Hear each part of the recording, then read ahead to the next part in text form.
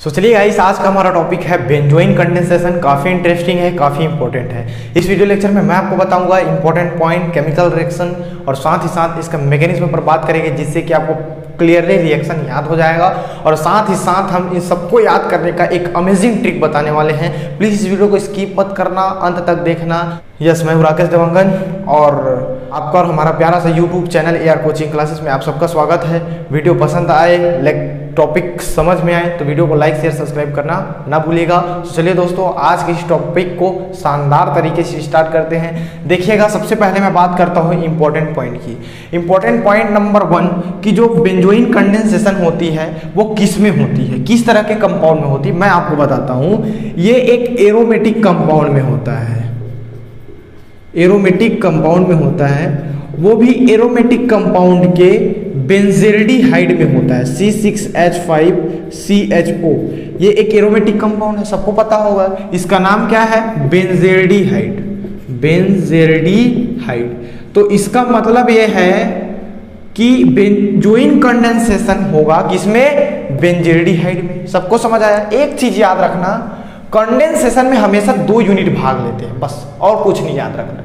Condensation में हमेशा 2 unit भाग लेते हैं। सेकेंड थिंग देखिएगा, ये जो रिएक्शन होगी वो एक्वा इथेनॉलिक प्लस KCN, या आप ले सकते हो NaCN। ये जो रिएक्शन होगी वो aqueous ethanolic plus KCN, potassium cyanide या सोडियम साइनाइड ले सकते हो, इसके प्रेजेंस में होगी। सर ये तो समझ आया, बट ये क्या है बताते हैं। देखिए, एक्वस का मतलब सीधा सा अर्थ होता है जली, जली मतलब H2O। और देखिए प्लस, ये इथेनॉलिक का मतलब हो गया दोस्तों इथेनॉल। सबको समझ आया? तो ये जो रिएक्शन होगी वो किसके प्रेजेंस में होगी? चेक कीजिएगा ध्यान से, काफी इंटरेस्टिंग है।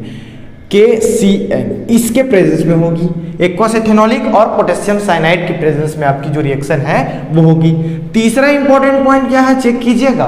देखिए सर, आपने तो बता दिया कि इसमें रिएक्टेंट ये होगा, इसकी कंडेंसेशन होगी, इसकी 2 यूनिट लगेगी और ये इसके प्रेजेंस में होगी। सो प्रोडक्ट क्या बनेगा सर, उसको भी बता दो। चलिए बता देते हैं। प्रोडक्ट जो बनेगा आपका वो बनेगा बेंजोइन।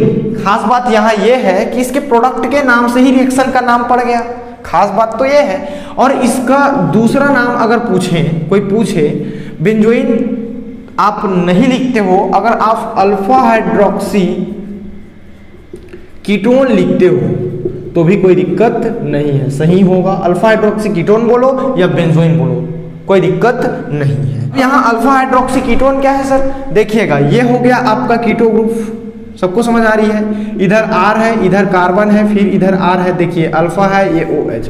तो अल्फा कार्बन पर जब OH जुड़ा हो तो उसे अल्फा हाइड्रोक्सी कहते हैं, और कीटोन हो तो कीटोन कहेंगे। सबको समझ आया? बातें यहाँ तक क्लियर है? इसको मिटा दें और बाकी सब आप अच्छे से नोट कीजिए। और चलिए मैं आपको इन सबको याद करने का एक अमेजिंग ट्रिक, सुपर ट्रिक बताता हूँ, जिससे कि आपको इस सबको यूं ही याद कर लोगे, कोई दिक्कत नहीं रहेगा। चलिए लिखिए पहले। ट्रिक ये है, बेंजीन बाहर आया वाटर ड्रिंक बिना। ध्यान से चेक कीजिएगा, बेंजीन से हो गया आपका बेंजोइन, इसका मतलब ये बेंजोइन कंडेंसेशन है। समझ में आई बातें? और यहाँ B से हो गया आपका हो गया बेंजीन, और A से हो गया एल्डिहाइड, और दोनों मिलके बना लेंगे बेंजेल्डिहाइड। सबको समझ आया? बेंजेल्डिहाइड। यहाँ बातें क्लियर? वाटर मतलब H2O, और ड्रिंक यहाँ थोड़ा खास बात ये है, ड्रिंक मतलब वो वाला ड्रिंक, एल्कोहल वाला ड्रिंक। सो यहाँ क्या आ जाएगा? एथेनॉल आ जाएगा, एल्कोहल आएगा। सबको समझ आया? चलिए ये हो गया। बिना का B ले ले और बना लीजिए बेंजोइन, इसका मतलब प्रोडक्ट बेंजोइन बनेगा।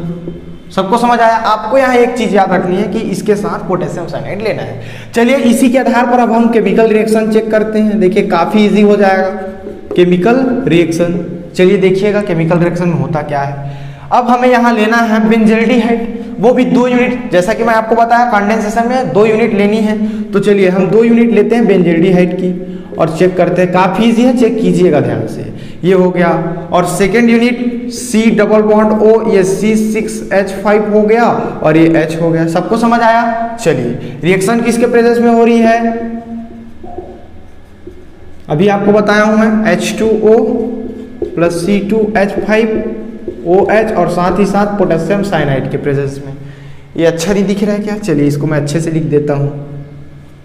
ये लीजिए, अब अच्छा दिख रहा है। सबको समझ आया? चलिए, होता यूँ है कि यहाँ का एक हाइड्रोजन निकलता है और इस कार्बन के साथ जुड़ जाता है। यहाँ क्या हुआ कि यहाँ कार्बन हाइड्रोजन के बीच का बॉन्ड क्या हुआ? ब्रेक हुआ। सो यहाँ कार्बन की वैलेंसी एक फ्री हो गई। अब यहाँ जैसे ही ऑक्सीजन के साथ जुड़ेगा तो यहाँ का बॉन्ड क्या हो जाएगा? ब्रेक होगा। सो यहाँ भी कार्बन की वैलेंसी एक फ्री हो गई, इसकी भी वैलेंसी एक फ्री, इसकी भी वैलेंसी एक फ्री। तो दोनों अपनी वैलेंसी पूरा करने के लिए कार्बन कार्बन के मध्य सिंगल बॉन्ड बना लेते हैं। सो क्या होगा? ध्यान से चेक कीजिएगा। C6H5COH हो गया, ये H हो गया, ये सिंगल बॉन्ड C हो गया, ये डबल बॉन्ड O हो गया और ये C6H5 हो गया। यहाँ तक बातें सबको क्लियर है? चलिए, अब इसको हम बोलेंगे बेंजोइन।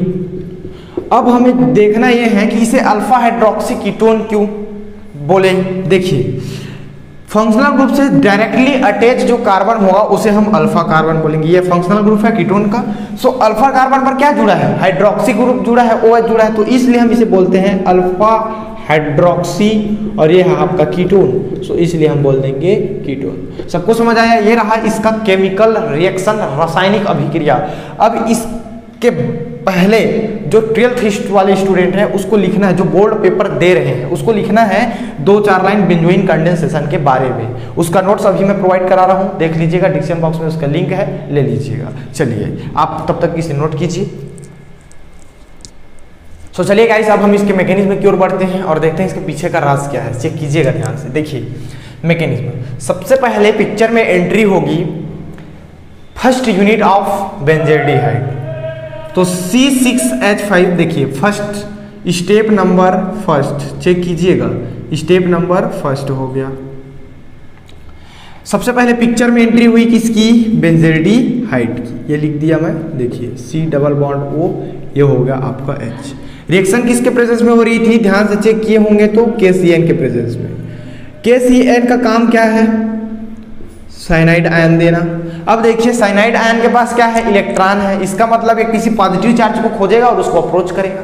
सो होता यूं है, और पॉजिटिव चार्ज यहाँ है कार्बन पर। ऐसा क्यों सर? क्योंकि oxygen is more electronegative compare to carbon. So oxygen पर पार्शियली नेगेटिव, कार्बन पर पार्शियली पॉजिटिव। तो साइनाइड जो है क्या करेगा?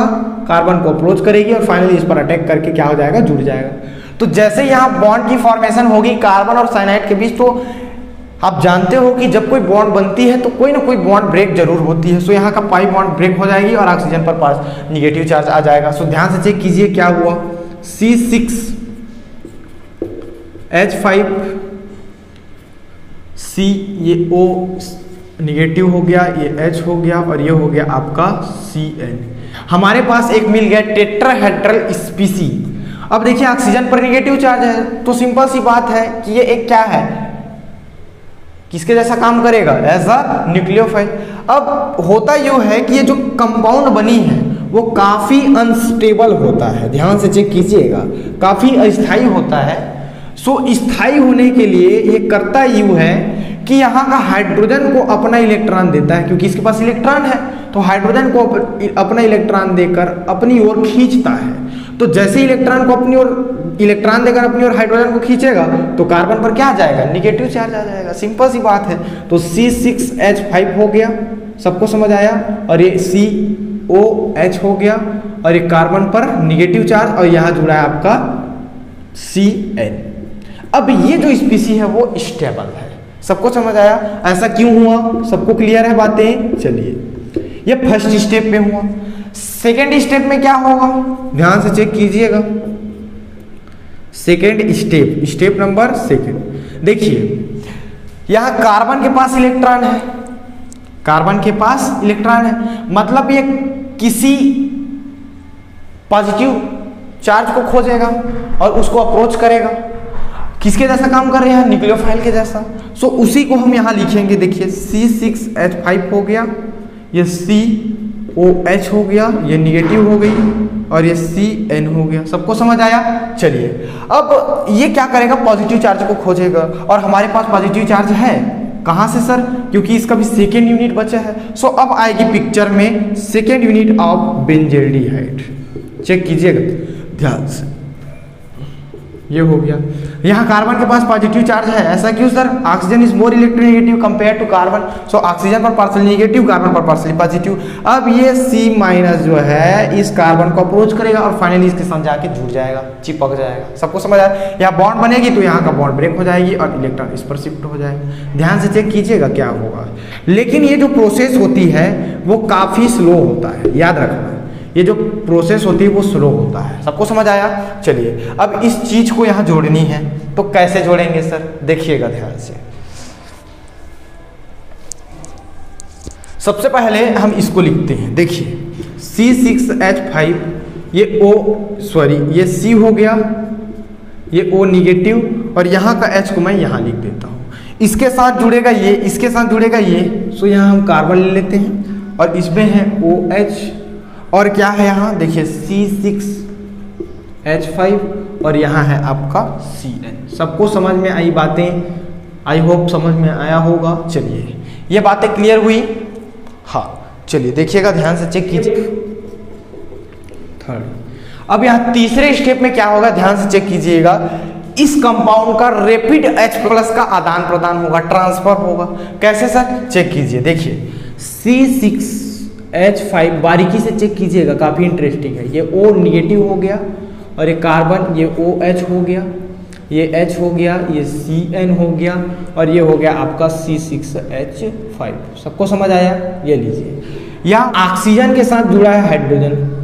H+ ट्रांसफर का मतलब समझे आप? क्या होगा? ऑक्सीजन दोनों इलेक्ट्रॉन लेगा, हाइड्रोजन H+ में कन्वर्ट हो गया, तो जैसे ही H+ में कन्वर्ट होगा तो इस ऑक्सीजन के साथ आके जुड़ जाएगा। तो जैसे इसका ऑक्सीजन के साथ जुड़ेगा तो इसका चार्ज खत्म, न्यूट्रल हो जाएगा और ये OH में कन्वर्ट हो जाएगी और यहाँ ऑक्सीजन पर निगेटिव चार्ज आ जाएगी। ध्यान से चेक कीजिएगा, काफ़ी इंटरेस्टिंग है।